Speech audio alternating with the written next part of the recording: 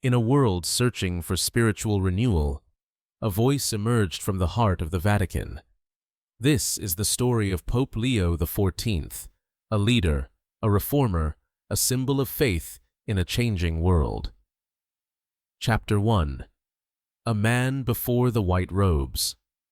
Before he became Pope Leo XIV, he was Cardinal Matteo Leone, born in southern Italy in 1970. The son of a teacher and a devout seamstress, Matteo's childhood was humble but filled with faith.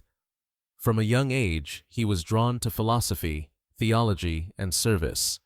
He joined the seminary at 18 and was ordained a priest by 25.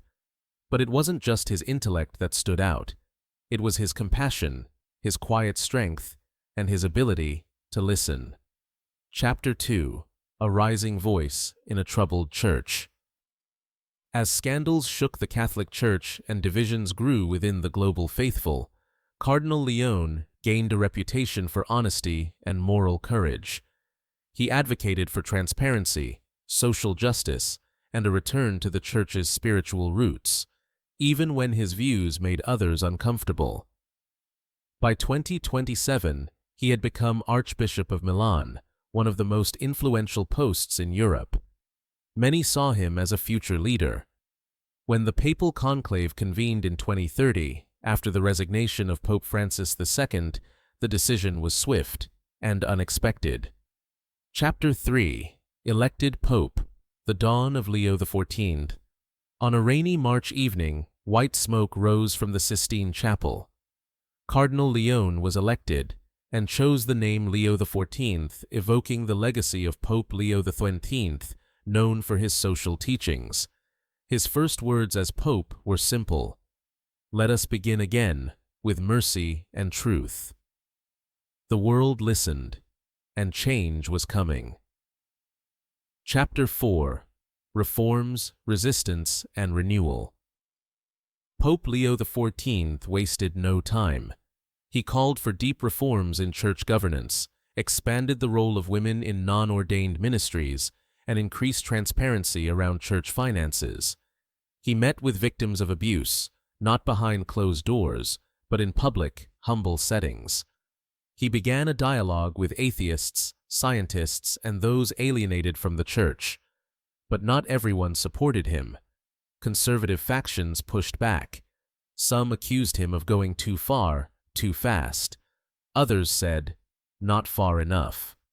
Still, Leo XIV pressed on, always guided by a vision of unity, dignity, and faith. Chapter 5. Global Crises and a Moral Compass. During global economic turmoil and deepening climate crises, Leo XIV became a moral voice beyond religion. He issued encyclicals on digital ethics, climate justice, and AI responsibility, urging humanity not to lose its soul in the rush for progress. He visited refugee camps, washed the feet of prisoners, and called out corruption in governments and corporations alike. Time magazine named him Person of the Year, calling him a bridge between the sacred and the modern. Chapter 6. Legacy of a Humble Shepherd. After a decade on the papal throne, Pope Leo XIV began to slow down. He emphasized the importance of preparing new leaders and decentralizing power within the Church.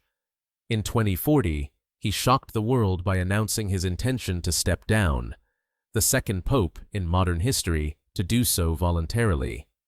When asked why, he said simply, "It is time to listen more than speak." Final chapter. The Spirit of Leo XIV. Pope Leo XIV will be remembered not for grandeur or ceremony, but for his fierce humility and deep hope. He challenged the Church to look inward and outward, and reminded the world that faith, at its best, means service.